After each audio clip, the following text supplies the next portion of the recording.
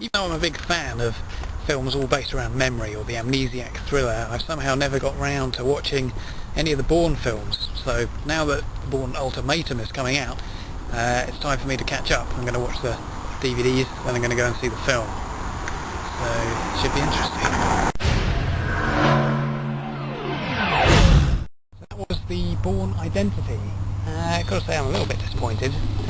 It felt like it could have done a lot more with that interesting premise. Most of the scenes in the middle had exactly the same structure, the same thing happening again and again. The secondary character was, I don't know, it seemed pretty pointless, didn't do much.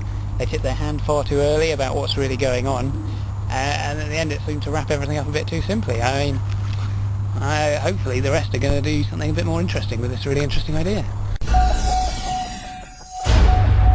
The Bourne Supremacy, and now I'm starting to be impressed. It kind of took the same story idea as the first one, but got rid of the bits that didn't really work, amped up the bits that did work, and was much more successful for it. Really tightly written, did some interesting stuff, not the same scene over and over, kind of developed, and so all in all, much more what I was expecting.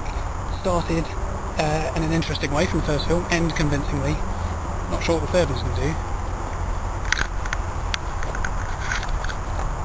So now on my way to see the Bourne Ultimatum, and although I usually try and control my expectations, I've got to say they're quite high.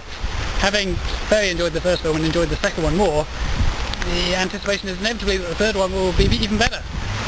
And the trailer made it look pretty good, and if it's the end of a trilogy, it has the potential to tie things up really well and be really cool. So hopefully it won't disappoint.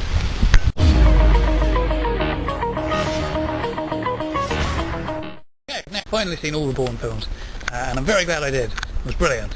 And even it met my expectations. The last one, I thought things have got to keep getting better, and they did. It's got even more cunning and brilliant. And the real key thing was, there was a point about a little bit after halfway in where suddenly there's this really bad feeling like, well, I think I've seen every possible permutation of these kind of events now, and you start to feel like you've seen it all already in these three films.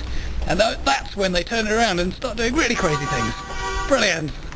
Things in the Bourne Ultimatum stood out for me particularly as good storytelling, both of which had to do with the way they handled carrying on from Supremacy.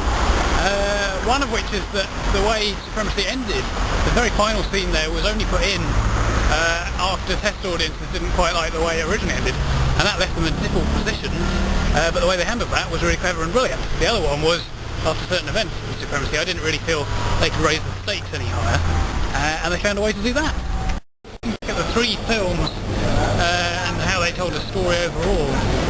It seems to me that really the real strength lies in the small scale and how certain situations got into and exactly how they got out of.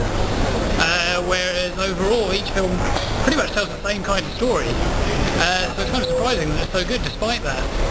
But it does have a continuity leading from one to the other, so I would recommend watching each one in the right order. Finally, following on from that last point, if you do intend to watch all three films, then I would recommend leaving at least a day in between each one, because they are quite similar, so it will get a bit much watching the same thing in quick succession. But don't leave longer than perhaps 6 months, because otherwise you won't be able to appreciate some of the nice continuity and the interesting reversals that take place in Ultimatum. So probably ideally, I guess if you haven't seen the first one in a while, watch them in 3 days, one each day. That would be perfect.